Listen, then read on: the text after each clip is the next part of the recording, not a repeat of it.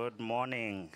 I would love to welcome you all to this event on gender responsive climate action, building evidence for change. My name is Venge Nyirongo, and I'm intergovernmental specialist at UN Women Headquarters. I sit in our intergovernmental support section, and there I work on the Rio Conventions. So I'm really excited to have you all here today. I'll be your moderator this morning. And let's go into why we're here.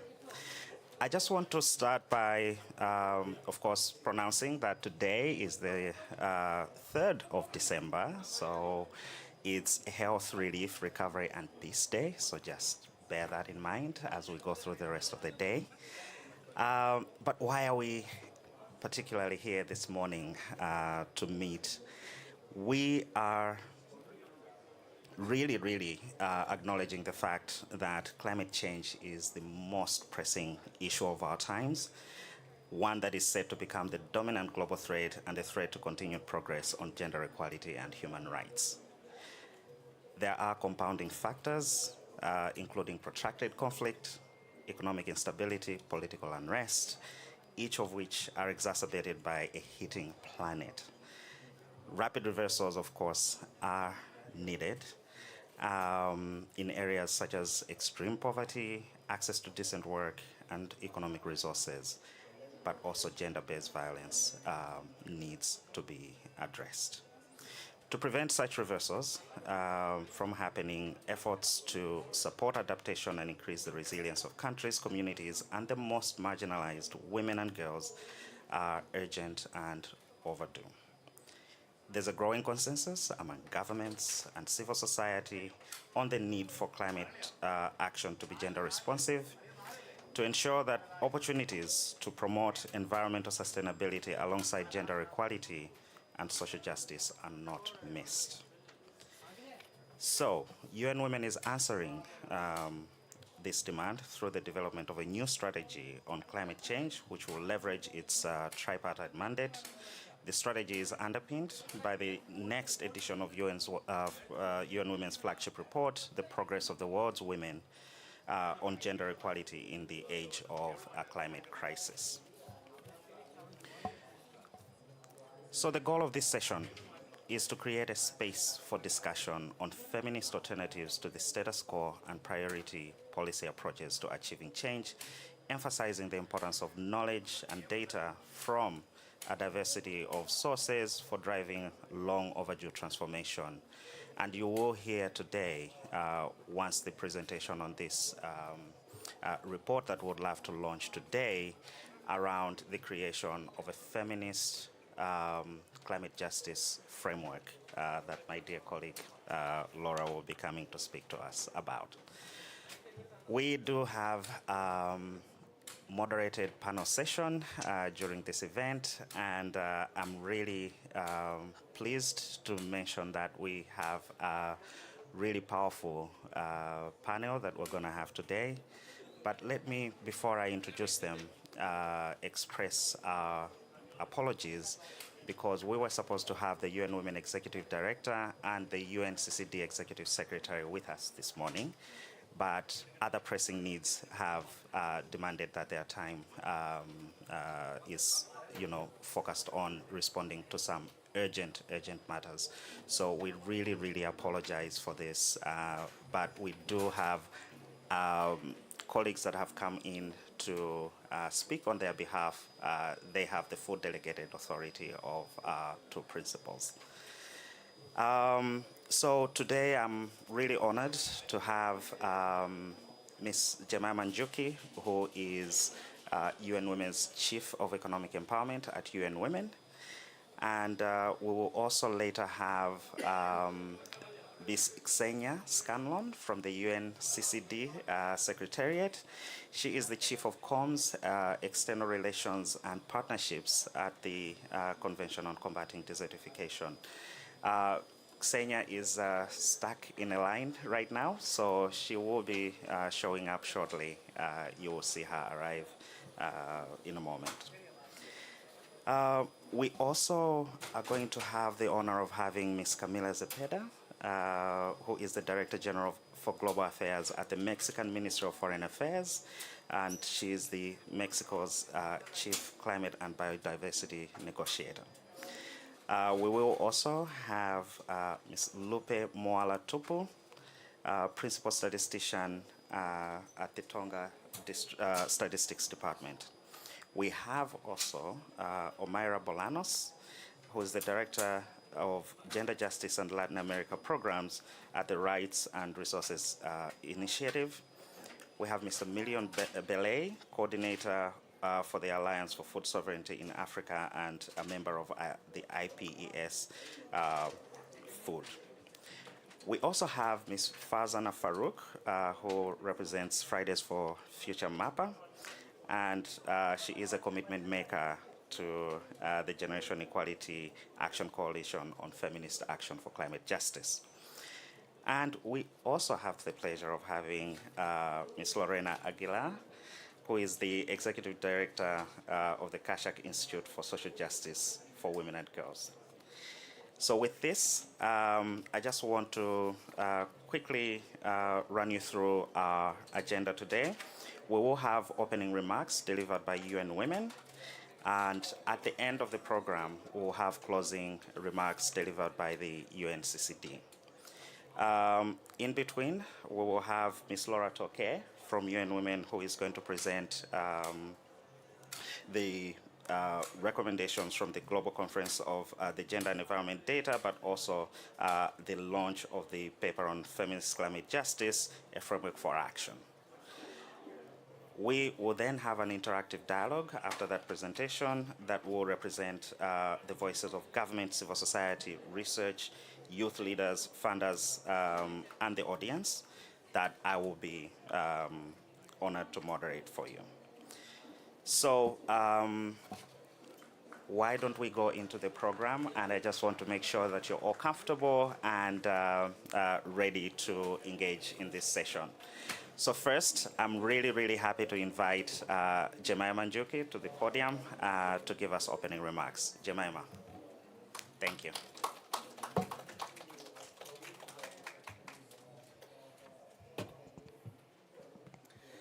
Thank you very much, Wenge, Excellencies, distinguished guests, ladies and gentlemen.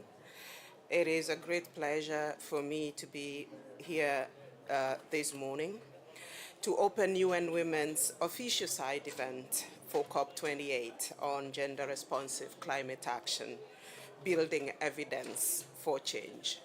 It is a great honor for UN Women, especially to do this alongside our colleagues from the UN Convention on Combating Desertification.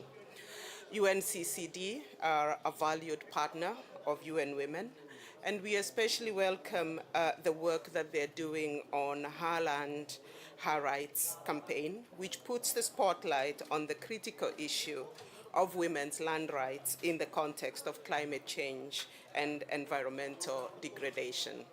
I am excited this morning to represent our Executive Director, Sima Sami Bahous, who could not be here with us this morning.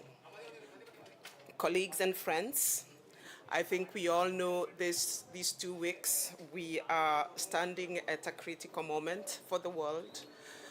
The world, and especially the women and girls of the world, are expecting much from us.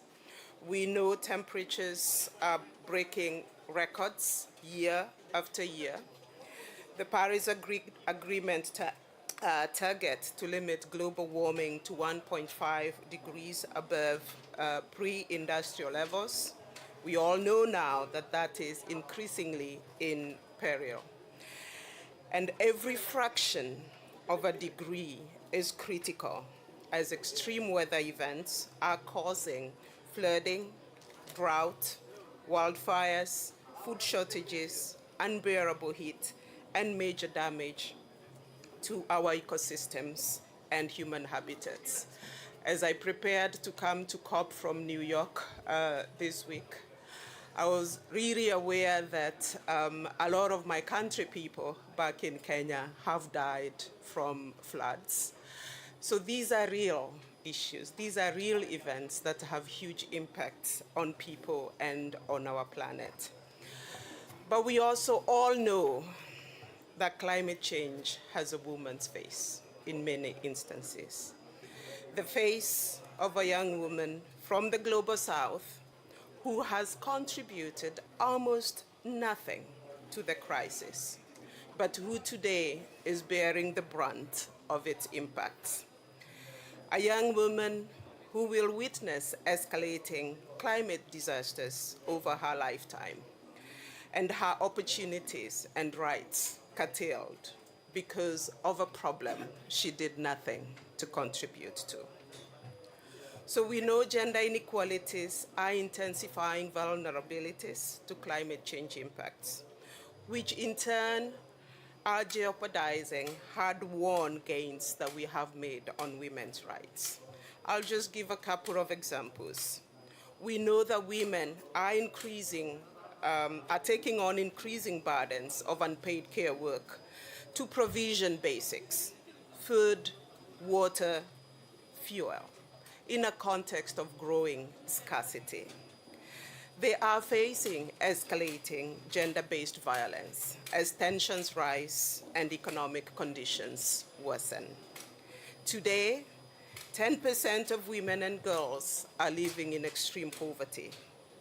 UN Women's projections show that in a worst-case climate scenario, up to 158 million more women and girls will fall into poverty, and as many as 236 million more women and girls will endure food insecurity by 2050.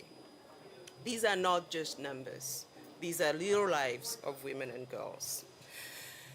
What I know we are in agreement on, and why we are here today, is that climate action needs to be gender responsive to ensure that gender equality and social justice are realized. At the same time, we know we have significant gaps in evidence, in knowledge, in effective approaches for adaptation, in the way we are positioning women for leadership. We must fill these gaps for accountability and for evidence-based policymaking, and to prevent further regression on gender equality. Last week, UN Women and our partners convened a conference called Counting on a Sustainable Future to assess some of these gaps, to share good practices, to build partnerships, and to generate momentum on building the evidence that we need today to act.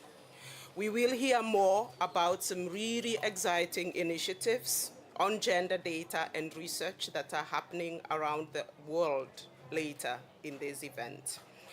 They include efforts to ensure that different kinds of knowledge are valued and leveraged in climate policies. They will include how indigenous and rural women who have vast knowledge of food production, of water, of weather patterns, and ecosystems are leading the charge at local level, at regional level, and at global level. They'll include how we can find ways to integrate this knowledge into policy and programming so that we can build resilience from the bottom up.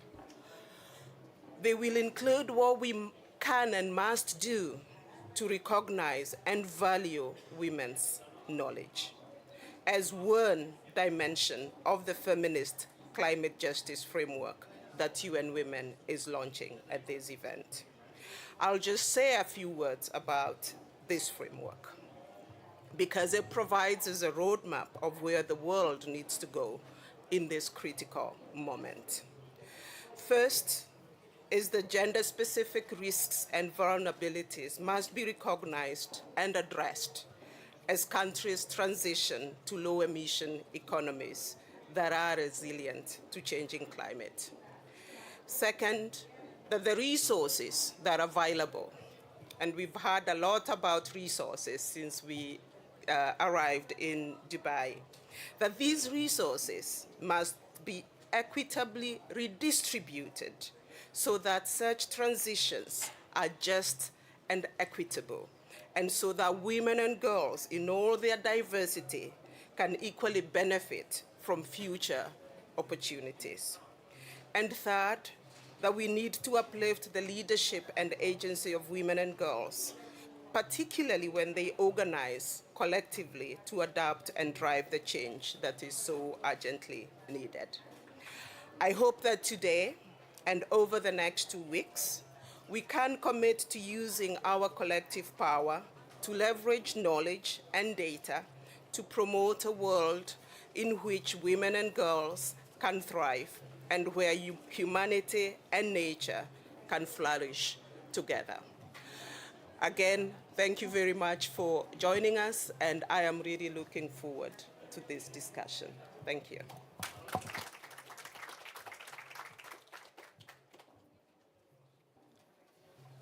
Thank you so much, Jemima, for your opening remarks. And I just can't stop thinking about what you've said about the world expects so much from us. Climate change has a woman's face to it, and the disproportionate responsibilities that get added up into women's lives, and actually girls' lives too, just because climate action is not gender responsive enough. So as we go into the next session, I would like to now welcome my colleague Laura Toke, who is going to provide us a presentation on the outcomes of the Gender Environment Data Conference and the Feminist Climate Justice Paper. Laura, you have the podium. Thank you.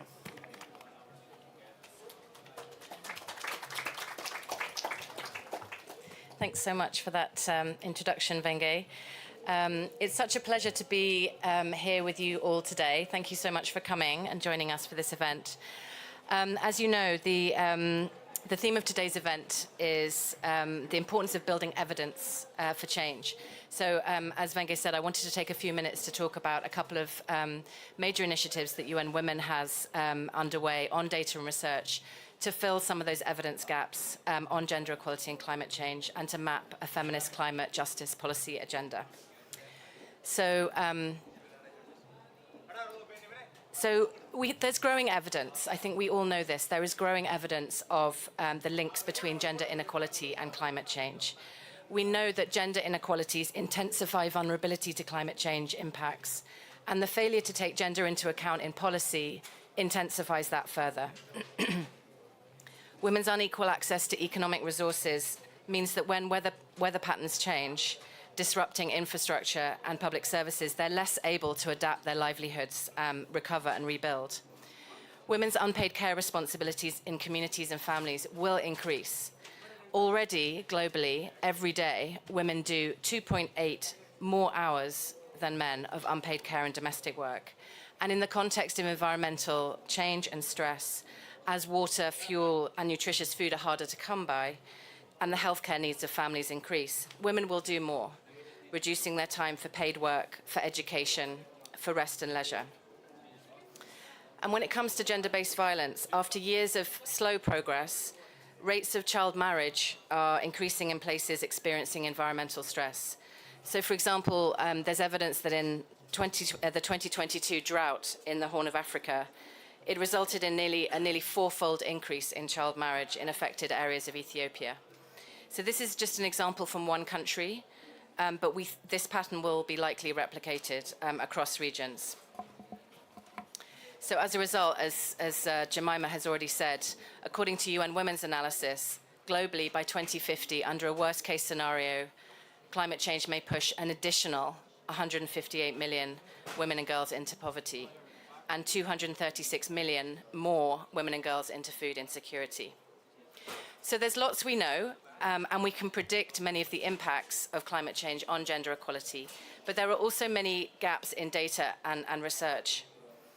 Capturing the intersections between gender and environment in quantitative data is challenging, and it's long been neglected. So many environmental targets and indicators, including those in the SDGs, were not designed with a gender perspective. So out of 90 SDG environment indicators, only 10 have a gender angle, and data are only available for 2. So as a result, the mainstreaming of gender into environmental statistics and within national statistical offices and systems has been neglected. There's also no systematic information on policies on gender and environment. We can say how many mentions there are of gender in some of the key policy documents like NDCs and NAPs, but we don't know to what extent they're actually translating into policy frameworks at national level, let alone being implemented. And this matters. I mean, the lack of relevant impact and policy data is really holding back progress on gender-responsive policymaking. So last week, UN Women worked with the COP presidency, with UNFCCC, with IUCN, and we do, to convene a landmark 2-day conference on gender and environment data. It brought together statisticians, policymakers, advocates, journalists, scientists, and researchers who discussed the importance of producing and, importantly, using gender data on the environment. And the conference concluded with a call to action to bring partners together so that we can work together to generate the kinds of information that we need. So on the next slide, you'll see our call to action on gender environment data. So it identifies the need for the production of more and better gender and environment data, accelerating the use and uptake of that data into decision-making at all levels. So there's very little point in having that data unless it's used and brought to bear on policymaking. And for that, we also need investments. We need to see substantial new investment in gender data in general, but on the environment in particular. A theme that came out very clearly was about partnerships and the need for partnerships with a range of different actors beyond the traditional statistical systems to generate and use data. And then some really important themes around inclusive data governance as well. So, as well as scaling up our efforts on the production and use of gender data on the environment, we also need clear and bold frameworks for policy action to address climate change and gender inequality. So today, I'm really excited to be launching UN Women's new paper, Feminist Climate Justice, a Framework for Action, the cover of which you'll see on the next slide. There we go. And you have all had one on your seats as well. So we've heard from global leaders this week already. We urgently need a plan to change course. A feminist climate justice approach recognizes how closely interlinked gender inequality and climate change are. It provides a vision of a better future and policy guidance on how to get there. So the vision for feminist climate justice it's a simple one in a way. It's of a world in which everyone can enjoy the full range of their human rights, free from discrimination, and flourish on a planet that's healthy and sustainable. And to achieve this, we know that economic and social policies will have to be very substantially transformed away from the pursuit of growth at any cost and profits for the few. We need to move away from economies that take for granted the natural environment and women's unpaid care work as if they were free and costless.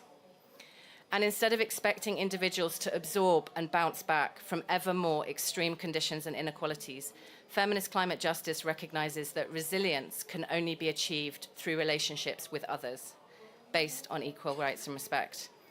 And that means that care is at the forefront of feminist climate justice, as we ask the question, how can societies collectively organize care for people and the planet to ensure the survival and the flourishing of life?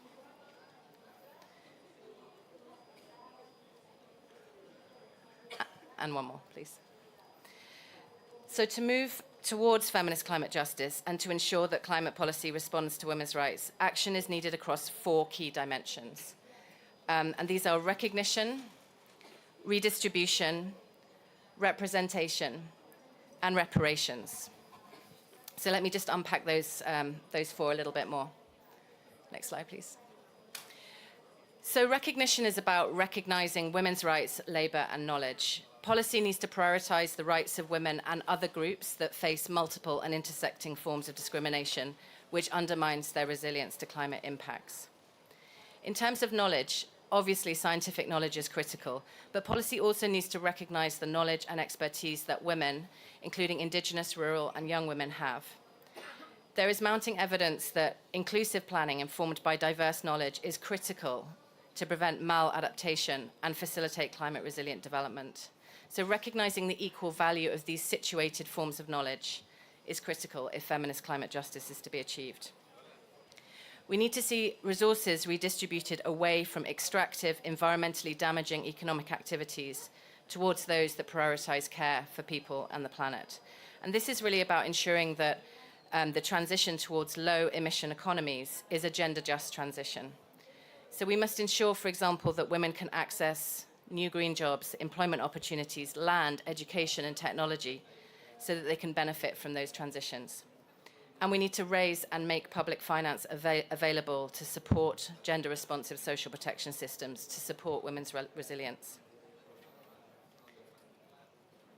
On representation, of course, it's critical that the voices of women and other marginalized groups are heard in environmental decision-making at all levels.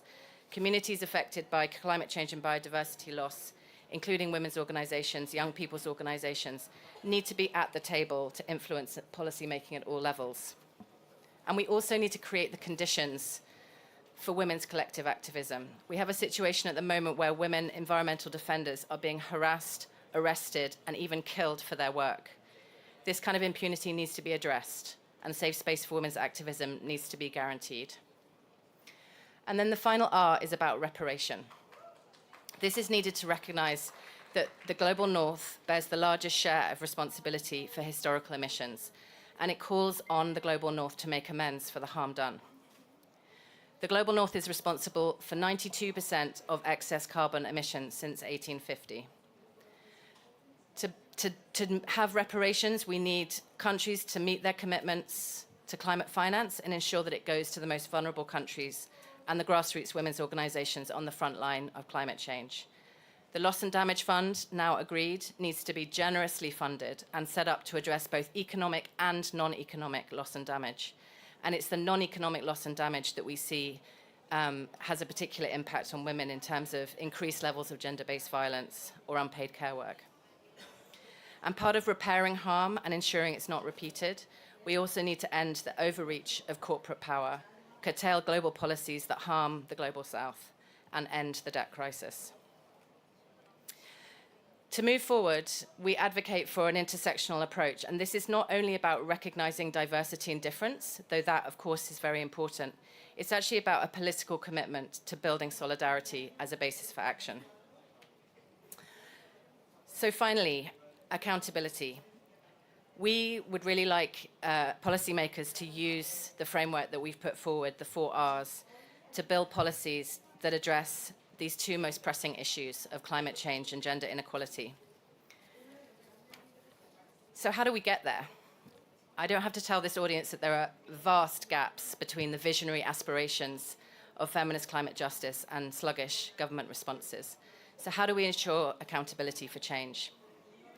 We need to strengthen democratic institutions inclusive of women. We're seeing a trend of de-democratization in the world, which is really concerning and is really undermining climate action. We need to promote coalitions and protect civic space. And we need to enhance the use of accountability tools, including bottom-up accountability tools. And one of the contributions that UN Women is going to make in that space is to work with IUCN and the Kashak Institute to develop a new gender equality and climate policy scorecard, which will enable governments and civil society to assess their progress on feminist climate justice and learn from each other. So as I close, I want to acknowledge my team at UN Women who developed this exciting new framework with the support of many academics and activists, and also the Action Coalition on Feminist Action for Climate Justice, and in particular their youth leaders who were instrumental in shaping this work. Thank you very much.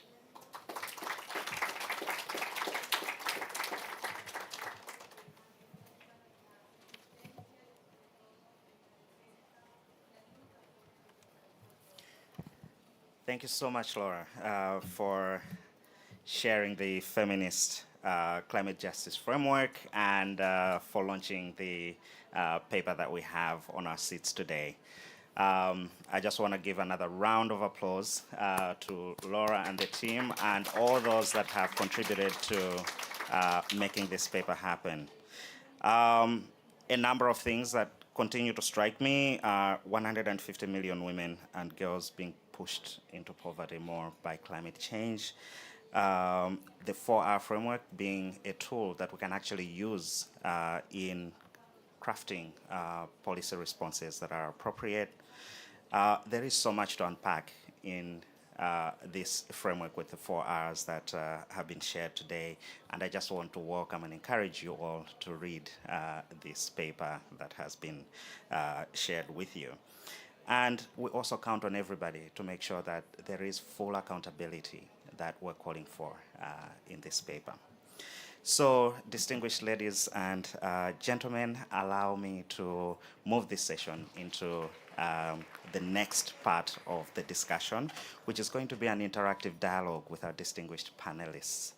And with that, allow me to welcome to the stage Ms. Camila Zepeda, Ms. Lupe Topu, Ms. Omaira Bolaños, Mr. Million Bele, Ms. Farzan Farouk, and Ms. Lorena Aguilar.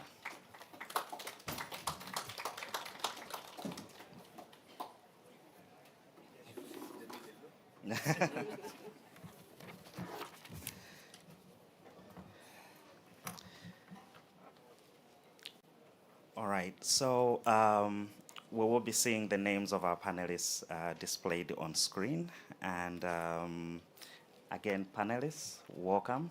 And we'd really look forward to learning more from your experiences, your expertise, and your messages on what you think about this feminist climate justice framework and the work that you do. So I just want to start with Ms. Camila Zepeda, who is the Director General for Global Affairs at the Mexican Ministry of Foreign Affairs and Mexico's Chief Climate and Biodiversity Negotiator. Ms. Zepeda, in this role that you play, you have consistently emphasized the rights of women and indigenous peoples in your work. As we heard in the presentation today, there are huge gaps in gender data and research on the environment. Where do you see the most significant gaps, and in what ways does that impact making progress on the implementation on the Rio Conventions? Thank you. Thank you very much, and very happy to see the report, because yes, it's an update on much needed information also on the way forward and where we can put our efforts to. And particularly on the discussions that we are now having on loss and damage is where we see the most gaps. Because first and foremost, there isn't enough information about loss and damage and non-economic losses. Like, we don't even have that data at all, let alone disaggregated data by sex. Not even that, but like specifics of vulnerabilities in addition to race, ethnicity, and so on. So particularly for loss and damage, what we see is that most of the data is at the household level. Given that when communities are displaced, you're talking about households, but then you don't know the integration of that household, and particularly if there are added vulnerabilities on gender and on age gaps, on what is affected. And we see that mostly those that are most affected are women. So we do need that specific detail, because when we will be calculating who gets those resources, it's especially important that we know who are we needed to sort of give the most support to. So that is one big gap that we are seeing. The other one is now we see this whole new migration because of climate change and a lot of displacement. And there's no information at all on gender. And we've seen a lot on migrant workers, and so it has been focused more on male migrant temporary workers, but then there's nothing on the families that are displaced along those migrant workers. So we see there that there's a huge lack of information that will be needed. We've made some improvements on women in decision making and on land on tenure rights, but still again, it's not standardized. That's a huge failure of our system, is that only some countries that have put forward some within their gender action plan having that gender data, but it's not standard across the board. And that's failure that we have because there are no indications in any of the processes, either biodiversity, the certification, climate change, or so on how it's supposed to be done. And it's up to countries. I mean, it's recommended, but it's up to countries on how they do it. We don't have like standardized data like we have on macroeconomic indicators. There's definitions, there's even guidance on how to create that data, and that's something that we need to enforce here, that it needs to be mandatory to have that disaggregated data and then have some clear criteria, clear guidelines on how to do it. And that's, I think, one the things that we can improve going forward, because we do have the Lima Gender Action Plan that recommends it, but we could have expert dialogues on then how to put those specific guidelines for countries on how to implement it. So that would be the gaps I would highlight. Thank you. Thank you so much, and really thank you for emphasizing the specific guidance that is required, highlighting migration, women's land tenure, and tenure rights, and really just the focus on loss and damage, and that there isn't enough evidence, including on non-economic losses or what others are calling non-financial losses from a gender lens. So before we move to our next panelists, I would like to ask the audience if you would allow me to introduce a video from Tonga. This is about the work that we're doing in Tonga together with the government on generating and using gender and environmental data. So I welcome you to watch this video for the next 5 minutes. Thank you.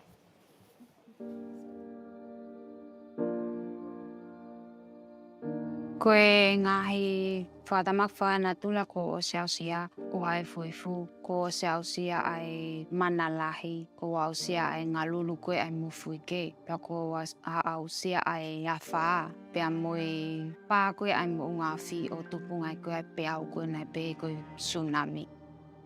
O ko mahina ka te au ki mā whanange ea, me ngai tau ki moa koe anga maheni e ko whakontoa he a pinu. Pia I kai ke ngā tahi, koe anga ua kai ke tahi, o ki mā olunga nge tahi, I he lolotonga I he kuapiri. Pia o kulawa ke newe sia e mo ui, I he ngahi whiriru rua koe ana tula.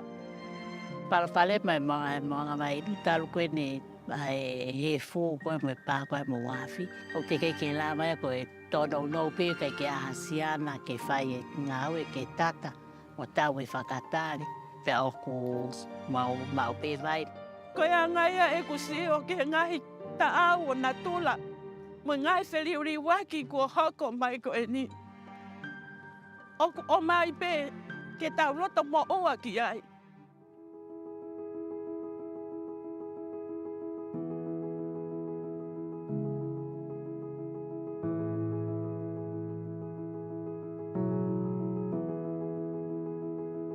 We knew that women face barriers to non-productive assets and are more likely than men to face discrimination and engage in informal jobs. This makes them more vulnerable to the effects of disasters and climate change. We also know that job segregation, social norms, and many other factors result in women and men playing different roles when it comes to environmental conservation and degradation. But until now, we didn't have data that could provide an accurate picture of these gender issues. That is why we decided to start working on gender and environment surveys. The Gender and Environment Survey interview 2 respondents from each household in order to complete the full survey, a male respondent and a female respondent of 18 years over from every household. Interviewing 2 respondents in each household, we give them an opportunity to share their experiences in terms of their understanding and their experience towards natural disasters, climate change, livelihoods, agriculture. And these opportunities will give women's voice will be heard. Because we are talking about the environment, it is particularly important to reach all parts of each country. all the different ecological areas, even the most remote islands. This sometimes requires remarkable efforts. I went to Nuufo'ou, which is the most far north island of Tonga by plane for 1.5 weeks. And then I went to a remote island in Hawaii to interview 30 households, 30 males and 30 female. The people in these two remote islands are still panicking from the volcanic eruption. People are still thinking that thunderstorms is from the volcano. If any issue happened in the field, for example, household not agree to be interviewed in that time or revisiting so many times to a household that was scheduled and cannot find, I contact the town officer to check out this household. If not, I just go straight and visit the household and to ask them what was happening and to ask them also for their availability to be interviewed. For the first time, we are able to paint a gender picture of the effects of climate change, and we're truly beginning to understand how women and men's roles, their power to influence decision-making, and many other factors affect the environment. We will provide more than 100 indicators on gender and environment. Working together with UN Women in this gender and environment survey will also help us in bridging the gap in gender and environment data. Hopefully, we will soon start seeing more gender data informing global discussions, such as the UN Climate Change and Biodiversity Conferences, and also making its way into statistical monitoring processes, both international and national. We want to see policymakers use gender data to inform their decisions. This data will be useful to inform our policies with regards to disaster risk management to show the involvement of women and men and also other vulnerable groups. In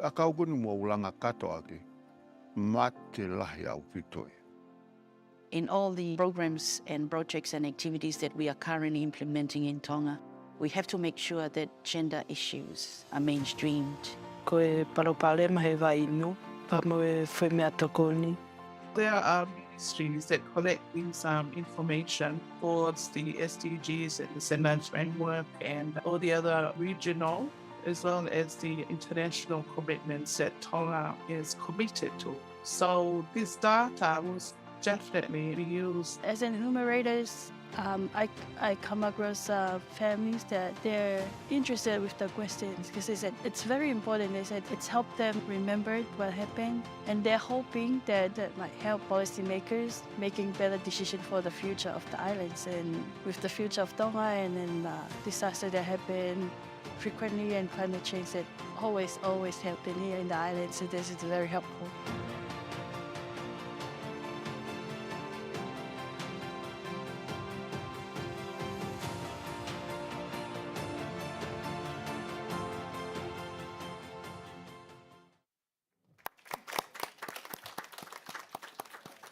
So many thanks to the government of Tonga, UN Women colleagues in the Asia Pacific region, but also the government of Australia, as we've seen, and other partners that have made this work possible.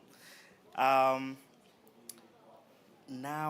we are going to move to our next panelist, and we're very fortunate to have Lupe Moala-Tupu from the government of Tonga, who is the principal statistician in the Tonga District Department, who we've also seen featured in this video today on the panel.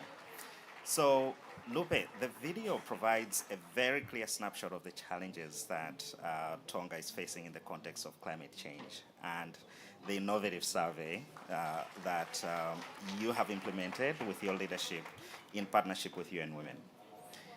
Can you give us a brief overview of the most important findings of this survey? Thank you. Thank you so much.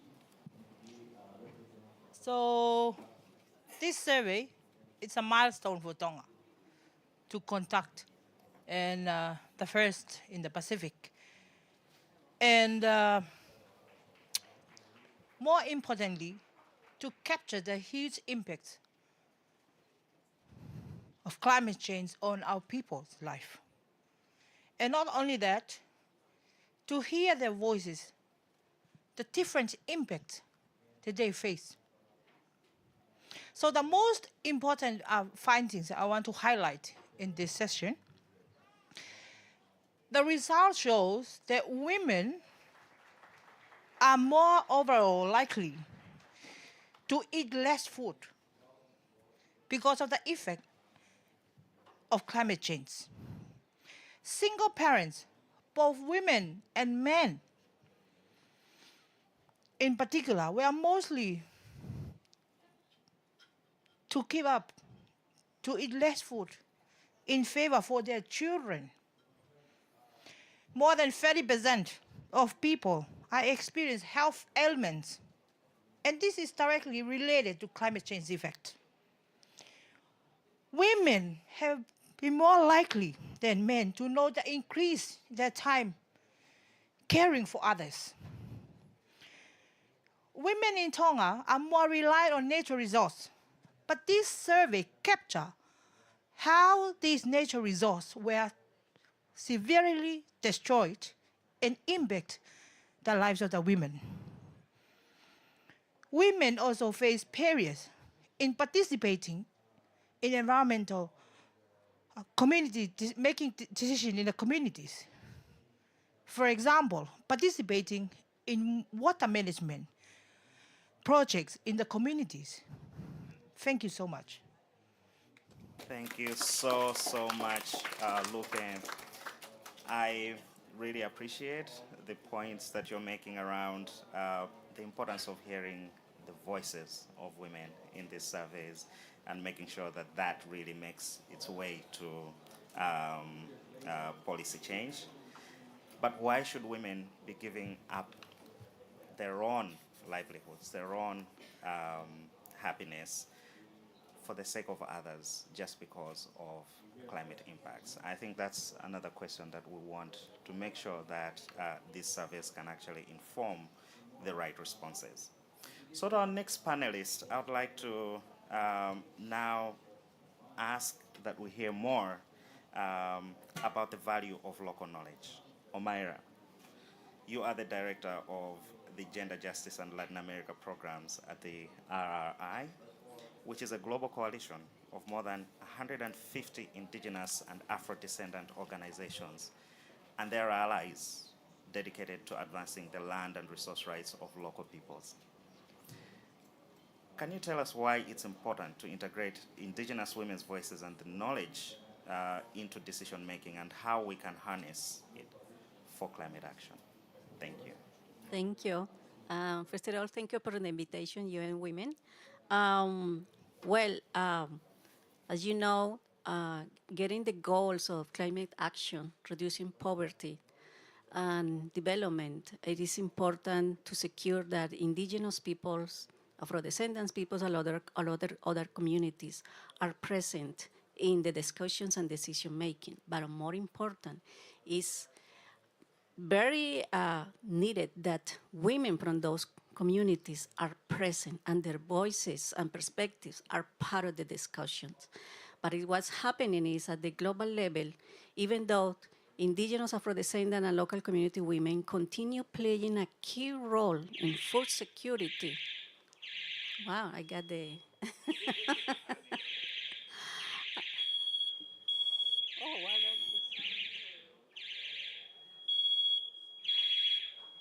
do we need to leave?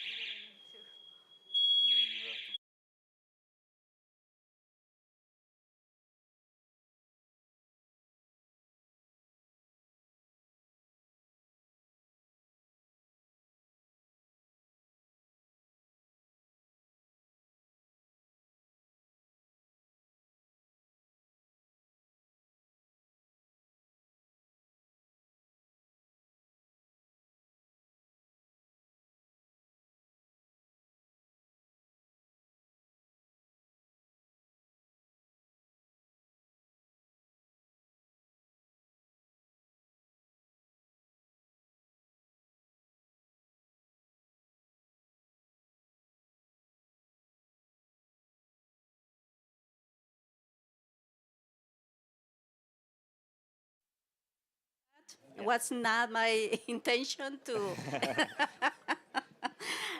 Yeah. Okay, and even though the critical role that women on the ground are playing, their voices are underrepresented at all levels in decision making.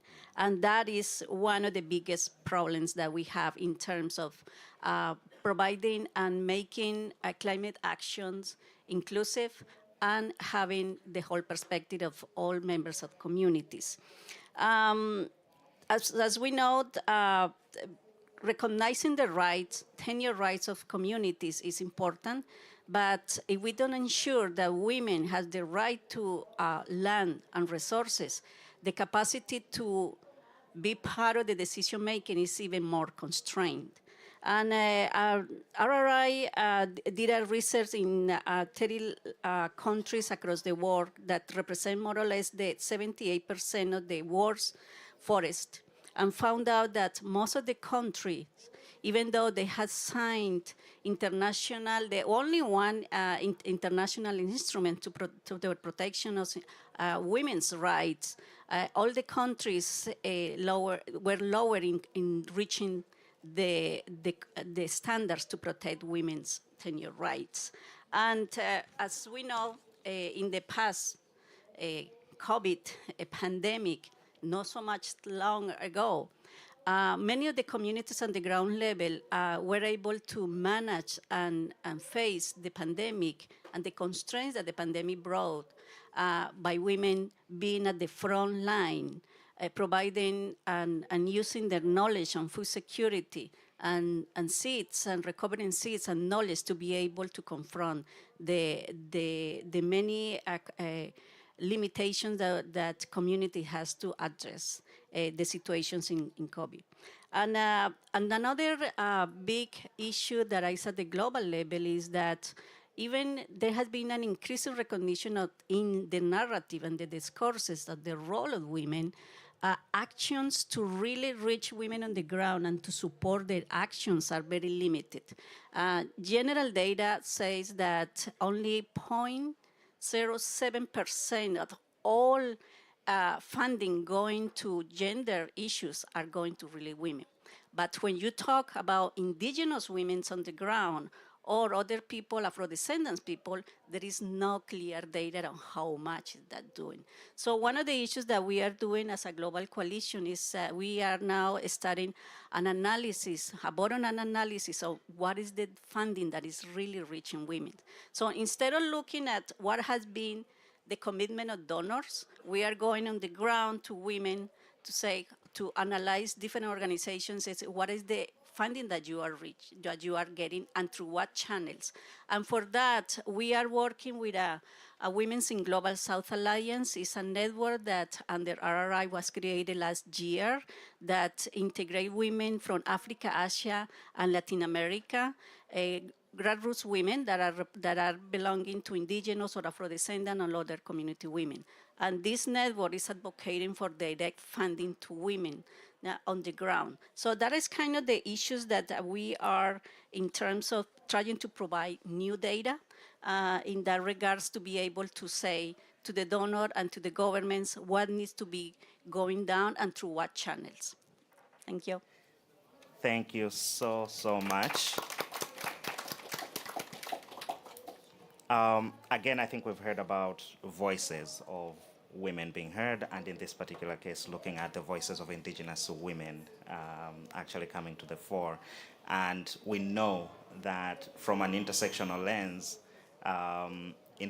when you're an indigenous woman, there is an added layer of marginalization. And I think the efforts that you're actually making in making sure that we can reach indigenous women and making sure that they're part of the policy response, very, very critical. Thank you so much. So, dear participants, allow me to move to the next panelist, Mr. Million Belay. You are the coordinator of the Alliance for Food Sovereignty in Africa and a member of the International Panel of Experts on Sustainable Food Systems. Current projections show food insecurity will increase due to climate change, affecting women and girls more acutely. And yet food insecurity doesn't always get the attention it deserves in climate negotiations.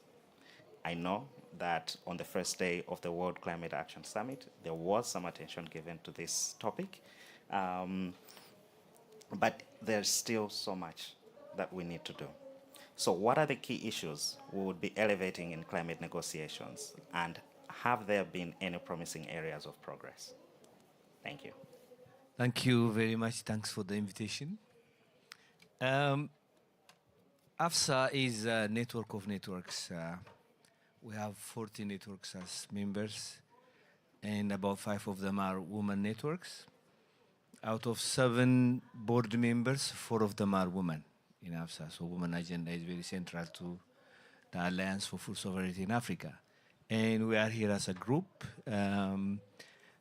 I just want to focus on 3 issues. One of them is why are we here? We are here as a group, about 15 of us. And we are here to lobby for the inclusion of agroecology into policy spaces, into NDCs, in NAPs, in finance, all that. Why agroecology? Because it produces more food, it produces healthy and nutritious food, which is very much important. I think in this conference, in this COP, health issues are very much important. I think a document is going to be signed today, I don't know. But health is very much important, and agroecology gives us health. It's a production system which does not affect the environment, good for biodiversity, good for climate. It's culturally appropriate, the food that you plant, in most of the cases, are culturally appropriate food, which is very much important. I will come to this point, my second point. And finally, justice is at the center of agroecology. The right to food, right of women is at the center of agroecology. So that's my first point. The second point, the 3 Cs, COVID, conflict, and climate, all of them, the commonality is they are not Africa's doing, but we are suffering because of them, and who suffers more are women. During COVID, we have all seen that who take care of the family, who take care of the sick, are women. Who is getting the less vaccination are women. It's a very central agenda. And the conflict between Russia and Ukraine has increased almost everything in Africa. And who suffers most? Again, women at the center of it, because they have to provide food for the family, they have to cook food. Whatever food is available, they have to make sure that everybody eats. And the last one is climate. The climate agenda is very much important. For this, I think the best agenda for women in terms of food security is food sovereignty, the sovereignty of food. There's a lot of food in Africa. And part of food sovereignty is social cohesion. As we all know, women are a glue to social cohesion in African society. They're very, very much important in our society. And during climate change, impact of climate change, social cohesion is critical. Social resilience is critical. So women are critical. So it's very much important that we emphasize that. And last, we are focusing now on territorial markets. These are markets who are closer to women. They are in the villages all over Africa. They are cultural places, social places, economic places. But they are in danger now because there is less focus on these markets. And agroecological entrepreneurship in most of the girls are involved in in those space between production and consumption. A number of girls. I think there needs to be a focus. There is very little talk and little focus about territorial markets. These are markets inside, inside the territory, close to women, and also agroecological entrepreneurship. So I think there is a need for focus on that. So food sovereignty, agroecology, and territorial markets in agroecological entrepreneurship are important. Thank you. Thank you so much, Million. I would even think, all your 3 points actually tie in together. Yes, they work together, they interact, Exactly. and yeah. So thank you very much. Our next panelist is Ms. Farzana Farouk, who wears many hats in the Fridays for Future MAPA movement, in the Generation Equality Action Coalition on Feminist Action for Climate Justice, but also as a youth advocate with UNICEF. Fridays for the Future has now reached week 275 in the climate strike, a movement that has helped to keep the issue of climate high on the political agenda. Acknowledging that knowledge and data are essential tools for advocacy, what role has data played in the youth movements, and how does this shape the demands that youth are bringing to COP28? Ms. Farouk. Thank you so much.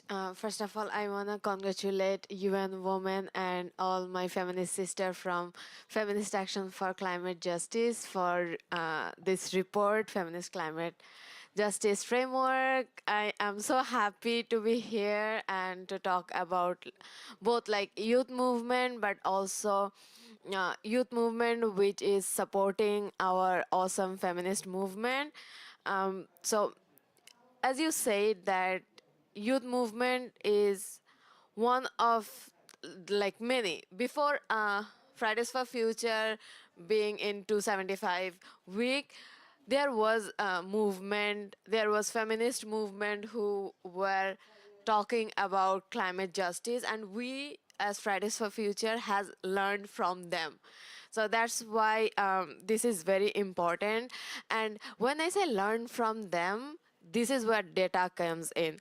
So when we started Fridays for Future, like being in the road, we just wanted a better future for us, and it includes our climate, our environment around us. But when we start connecting, then we actually realize that there are movements who are already working on that. And this is the feminist movement from different areas, also include lots of young girls, lots of youth who wants to work for like their lands, their food, and this also include the idea of climate justice. And this is like this data actually made us no longer the child who speaks in or shout in the street, but also the children who shout at the street, shout at inside a room and say this is what we need. And you can say a success for us that last time we were the one who outside said loss and damage funding now, and inside said this is the reason we need the loss and damage funding. And this time we have funding, like allocated money in the loss and damage funds. So this is how actually young people are using data. And also this gives us the idea to relate social justice to climate justice, because when we started talking about climate, it was all about our environment. But then we realized that there is something missing. We need to talk about more things when we talk about climate. We need to talk about water system, we need to talk about hygiene, and then when we realize, oh, we need to talk about salinity, which also includes women because they are the one who suffers the most. I am from Bangladesh, a country where salinity is an issue we not always can talk about because of this slow onset event. It's a slow onset event. But then the woman from like south of my country are using pills so that they don't have to like be a mother, because there is no way a mother can go give birth in when there is floods happening. And this might sounds like one cases, but there are data that this is not just one single case. This is a system which is like building because of salinity. And this connect climate change. And we as youth movement learned that this is where we need to work on. This is where we need to talk about. So the whole idea of youth movement in solidarity with different movement comes from getting more data and getting like specific data on gender, specific data on where militarization happening, specific data on where food security is not achieved. So data is giving us the idea of intersectional movement which can solve the climate crisis. Thank you so much, Fazana. I really think the work you're doing is cool. And I think the future of climate action really is in the hands of the youth. I don't know if everybody agrees with me, but I really do believe that. And you're actually creating a movement that is bringing us all behind the voices of young people in making sure that we can really have a secure future. Thank you so much for your remarks.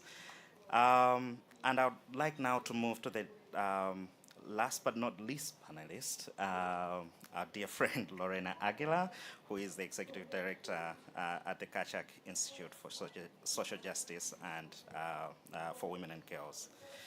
So, Lorena, you're another panelist that has sworn and continues to wear has worn and continues to wear many different hats, having been a climate negotiator, a vice minister for foreign affairs in Costa Rica, and various other roles that you have actually played.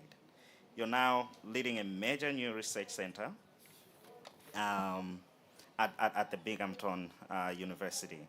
As someone with an incredible bird's eye view over many rounds of climate negotiations, what do you see as the three most pressing gender data issues that require immediate attention to propel both gender equality and climate action? Over to you.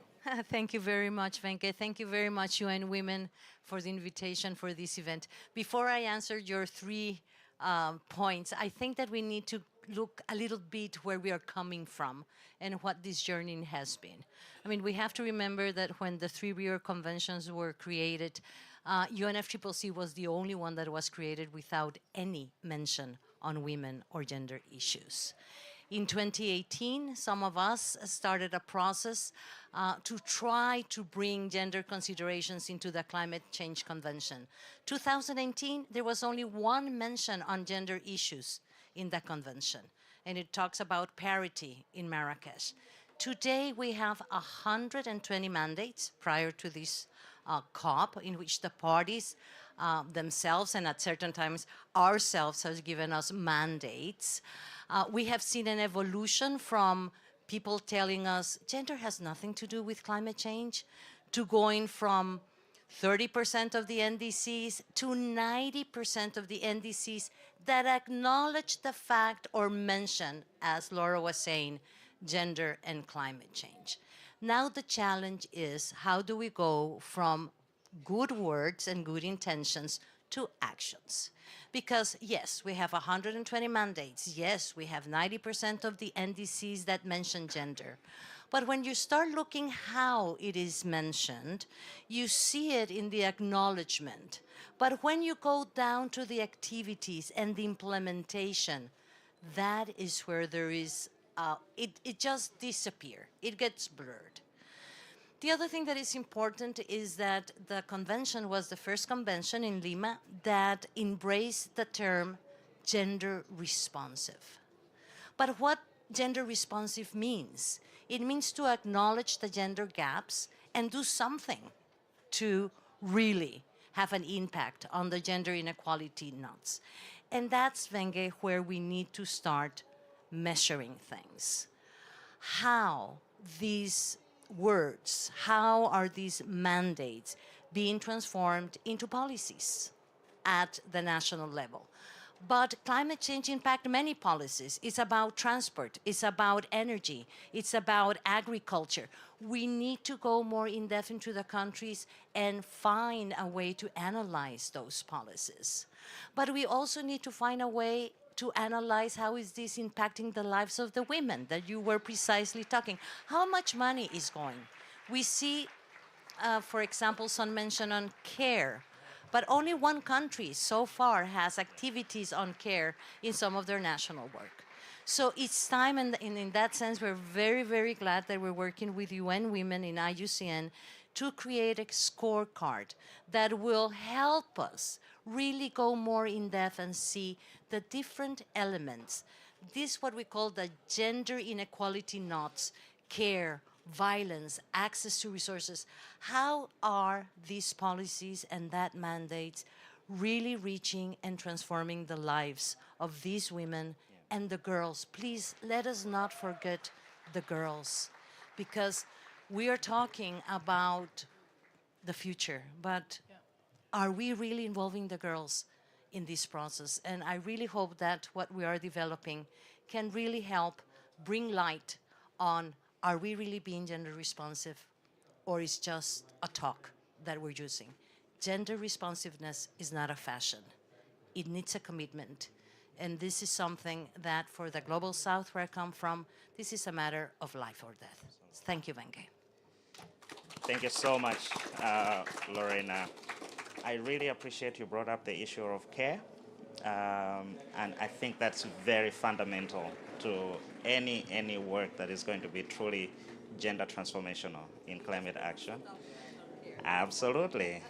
I was actually going to welcome the audience to look at the paper that has just been produced by UN Women on care and climate. And so, no, thank you so much for the work that you've done on that. I hope you can still hear me with the sounds of the helicopter hovering over us. But this time, we are moving into a moment where you, the audience, would interact with our panelists.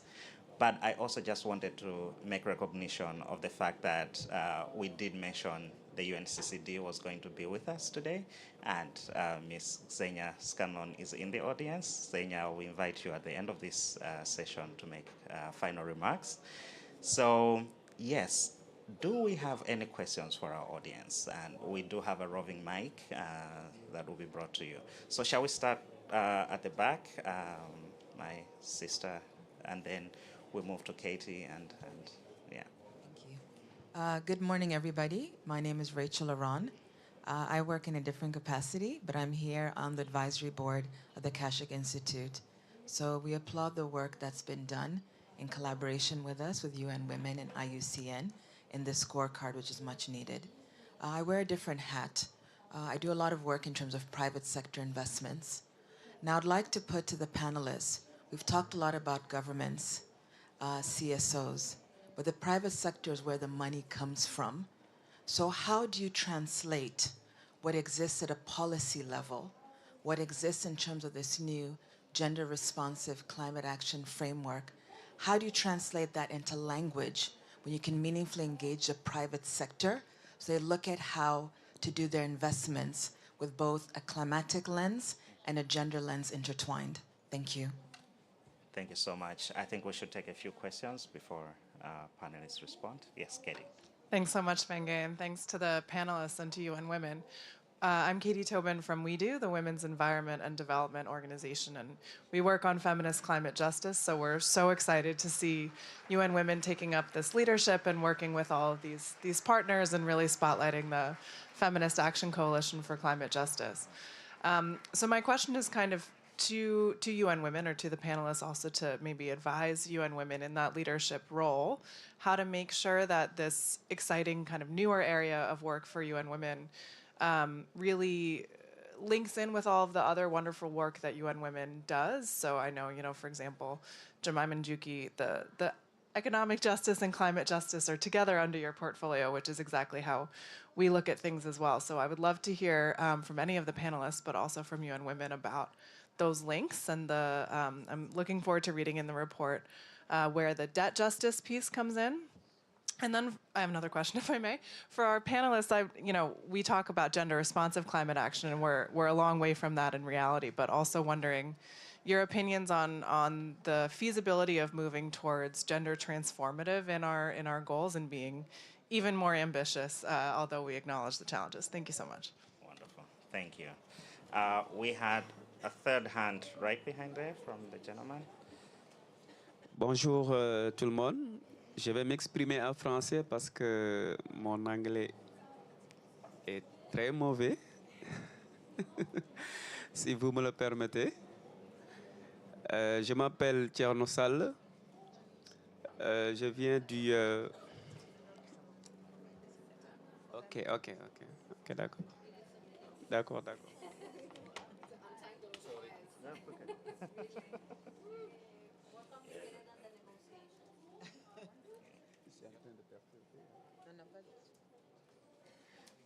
May I suggest that while we are getting ourselves set up, we go to the next question and then we'll come back to you. Yeah. So I think the next question was here. Yeah. Translation things at the ready, and we'll come back to you. Exactly. Yes. Yeah. Thank you so much for the panel. Very, very nice. And my name is Hanna Soldal. I work for ACT Church of Sweden, the Lutheran Church in Sweden. And we work a lot on gender justice and SRHR. And I wonder if you could mention something about the role of religious leaders and faith communities strengthening the gender-responsive climate action. Thank you so much. Thank you. All right. Are we now ready for interpretation? Okay. Thank you. Please. Désolé, mon anglais est très mauvais. Il faut que je m'exprime en français pour pouvoir dire clairement ce que j'ai à dire. Je disais tout à l'heure que je m'appelle Tchernos. Oh. Excuse me, colleagues. What channel are we supposed to be using? It's channel 2 English. Is it? Channel 2. Okay, all right. Okay. Thank you. Yeah. So please go ahead. Ok, merci de votre aide. Je disais tout à l'heure que je m'appelle Thierno Sall. Je viens du Sénégal. Je travaille dans une organisation qui s'appelle Enda Pronat, qui est également membre d'une grande alliance qui s'appelle Alliance Femmes et Fonciers. Cette alliance, son objectif, c'est de voir comment aider les femmes pour que leurs droits sur les fonciers soient respectés. Donc, au niveau du Sénégal, à travers cette grande alliance, nous avons de grandes fêtières de femmes qui sont en zone rurale. Et ces femmes, c'est des femmes qui sont très actives dans le domaine agriculture, qui sont également très actives dans l'élevage, mais également qui sont très actives dans la transformation des produits halieutiques. Pourquoi, en fait, cette grande alliance intervient en zone rurale? Parce que ce que nous avons noté, si aujourd'hui on parle de dommages et pertes liés au dérèglement climatique, ce sont surtout les femmes qui sont les plus victimes, mais surtout les femmes qui sont en zone rurale. Parce qu'aujourd'hui, ce qui est constat et ce qui est noté est que l'agriculture qui permettait aujourd'hui aux femmes de pouvoir mener des activités qui leur permettent d'avoir des revenus, cette agriculture est devenue de plus en plus, en tout cas, moins important, à cause surtout de la dégradation des terres. Aujourd'hui, on peut même voir que même si je prends l'exemple du Sénégal avec l'immigration clandestine, si vous suivez les actualités, vous verrez de plus en plus des femmes qui participent même ou bien qui font partie des émigrés clandestines. Et tout ça est lié aux effets des changements climatiques au monde rural. Parce que les activités rurales qui permettaient aux femmes de rester en zone rurale et de pouvoir vivre dignement, ces activités ne permettent plus aujourd'hui aux femmes de pouvoir travailler correctement et de pouvoir gagner leur vie dignement.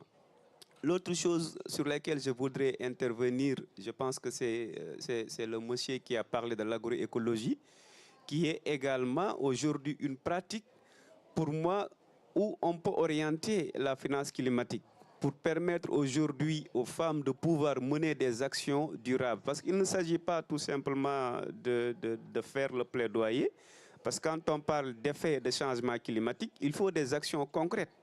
Et les actions concrètes, d'une part, c'est le plaidoyer, mais d'autre part également, c'est sur le terrain. I'm going to ask you to wrap up, if you can. Thank you.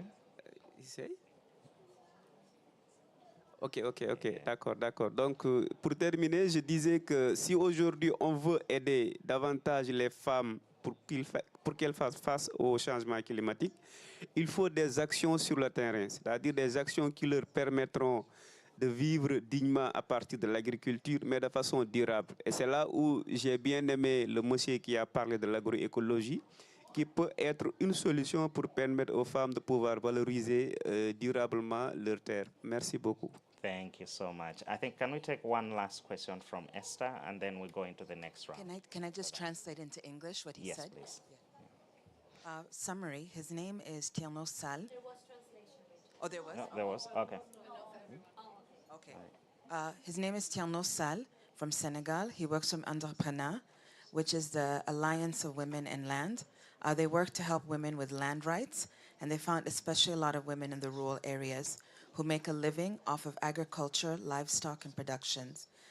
He spoke about loss and damages that they face due to climate change and how women are the victims, especially women in the rural areas of Senegal. While agriculture has helped them make revenues, that's no longer the case because agriculture is less important due to prevailing land degradation. So you find women have now been involved in clandestine activities, and women are now part of the clandestine migration, so they cannot stick or survive off the agricultural activities. He spoke about the importance of agroecology as being an area that we need to orient climate finance, not just advocating for it, but needing concrete actions. So if we want to help women to deal and address with climate change, we need to incorporate activities that help them survive and make a living off of agriculture, but live with dignity. And that's why I appreciated the comments from the panelists. Thank you. Oh, thank you so much. So much, Rachel. Thank you. All right. No, we were going to go to Esther. I think that was the next hand I saw. And then let's take this round of questions first and then move to the next one. Wonderful. And this morning, I just feel blessed to listen to my dear colleagues there. But more important, the reaffirmation and an affirmation that we still have such a battle ahead of us. Not just for gender equality, but really nailing down where the shoe is really pinching. And this is really among the women who are living in poverty, the indigenous women that Myra, you've talked about, the really grassroots women. And my question to all of you, and you almost know where I come from, is that based on all the things that you've said, because there was one line that was very common to all of you. You all talked about really the control of ownership of the resources that women must have to be able to move fast. And where I come from, I think the biggest resource is not even the envelopes we are seeing exchanging here. What the resource we need is land control, ownership of land and natural resources. What is your thought? If we were to put all our effort towards that, would we make progress while keeping all these other issues afloat? Would securing women's land rights, natural resources, really deliver majority of the issues and the challenges we've been fighting? I come from the Stand for Her Land campaign. It is a global initiative to advance gender equality, underscoring the issue and the control and ownership of land, and we are a testament that at the grassroots level it works. But I want to hear your thoughts on this. Thank you so much, Esther. Can we now move to our panelists? And I'm really going to ask if we can provide very, very brief answers. I'm told that we will have to wrap up very, very soon, and I'm sure you all have very important things that you need to go to. So we do have a number of questions that have come forward. Who would like to take the one on private sector investment? Okay. Okay, I can answer the private sector engagement.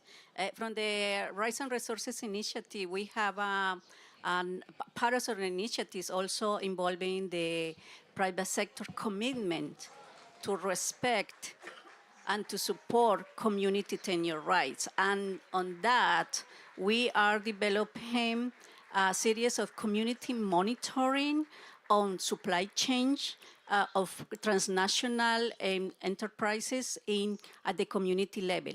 And one of the key issues that this community monitoring we are developing has a gender responsive issues in terms of how actions on the ground are affecting not only communities, but the differentiate impacts on women. This community monitoring on the supply chain of private sector intends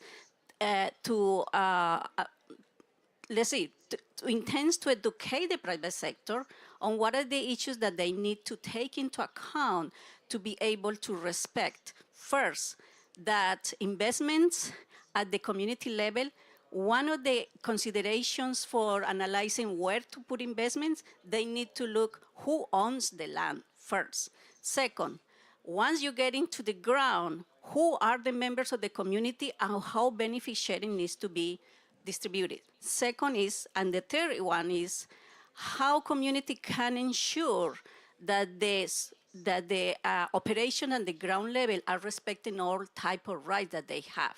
And this community monitoring is made between the communities itself, that they create their own standards to watch how the private sector is community. And we have a group that is called Interlocking, where we have the private sector along with civil society, and we have created some international standards made by the communities itself, that is the land rights standard, and this is one of the tools that communities are using to work side by side with the private sector, trying to ensure that the supply chains from the top to the ground are really respecting community land rights and women's land rights. Thank you so much. Who would like to take the one on religious leaders? No? Okay, please. Just 30 seconds. Yeah, I think I talk from our context, from Africa. And the religious institutions in Africa are very, very critical. They're very, very important. People are religious. So working with religious organizations is very much important. That's why we have a membership. One of the biggest membership in West Africa and in East Africa are religious institutions. So that's, we need to work with them. Thank you so much. I will take the points on how we're going to link this work with other initiatives that are continuing as, encouragement for this work to really go forward. The point also made by Esther, I think I'm going to consider that as a way of encouraging, collaboration around women's land and resource rights. But I do have one point on the loss and damage that was raised. I don't know who is ready to take that one from the audience. The question that was raised by Mr. Sao. You couldn't? Okay, all right. The one on climate finance? Well, I can take again. You want. In terms of climate finance, as you know, in the COP26, there was a promise from the bilateral and philanthropic donors to ensure that communities at the ground level, indigenous and other type of communities, will receive funding. Okay. So several organizations are now trying to track down how that funding has really been distributed, but also there has been a lot of initiatives from the communities themselves to create funding, to create funds mechanisms to really channel those fundings on the ground. And we as RRI, we have created a new mechanism to ensure that this funding goes to the ground level organizations. So we created a mechanism that is called Clarify. And I had a count today with one of the members of one community, Gregoria Jimenez, from the Garifuna people from Honduras, and they are the ones who are going to receive part of the funding that is allowing to the communities to work in rice-based conservation, local economies, and restoration of forests while increasing their capacity as an organization to manage funds. So there are a lot of initiatives on the ground that really needs to ensure that the funding promised to go to the ground are really channeled down. Thank you.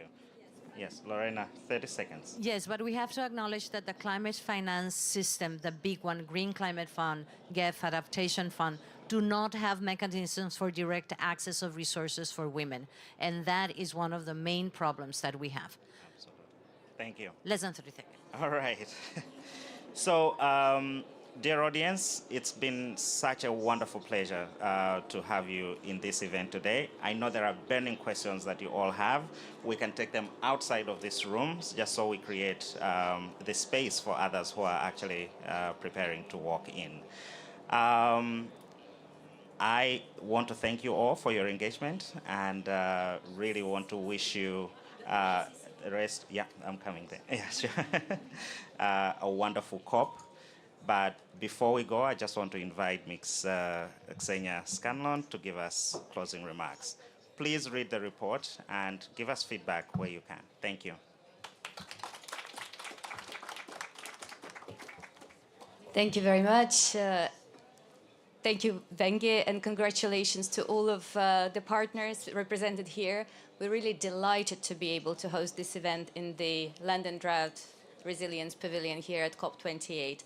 We're also extremely privileged to have actually entered into a formal partnership between UNCCD and UN Women earlier this year, that we have taken the theme of her land, her rights, because we also recognize the centrality of this issue for the climate agenda, for the land agenda, for the biodiversity agenda, and so much more. Having listened to all the interventions, and first of all, congratulations on this really remarkable report, I also wanted to applaud and acknowledge the report that we had as of last year that enabled us for the first time to talk about the differentiated impacts of desertification, land degradation, and drought on women and men, thanks to Lorena and her team. And this really brings me to the issue of, one, the power of data. This is something that I think has resonated throughout the conversation. The power of data then leads to impactful advocacy. And once again, we're here at COP28. May I ask you, how many of you have ever been to a UNCCD COP? Okay, I would really love us to have more hands up next time we're having this conversation, because decision-making and policy-making happens in multiple fora. And UNCCD is actually one of those conventions that has been a trailblazer in terms of taking gender issues seriously and developing the Gender Action Plan and now roadmap that actually my colleagues have promised me we have available. Finally, after all the advocacy and the data, I think what we need is an investment case. We talk a lot about the impacts, but what has been also mentioned here is how do we make it easier for private sector, for governments, for citizens to really invest in women for climate resilience, for drought resilience, for land restoration. And when we bring this powerful data to the fore, I think we will also be able to break down some of those barriers and discrimination. We will be able to facilitate access to finance and investment, and we will be able to support women-led initiatives. Thank you to all the partners. Thank you for your presence. And we really look forward to having you at future events that will be taking the gender theme here in this pavilion tomorrow on Gender Day. So do come along, and in particular for the high-level dialogue tomorrow at noon, Her Land, Her Rights, Our Climate. Thank you again. Congratulations.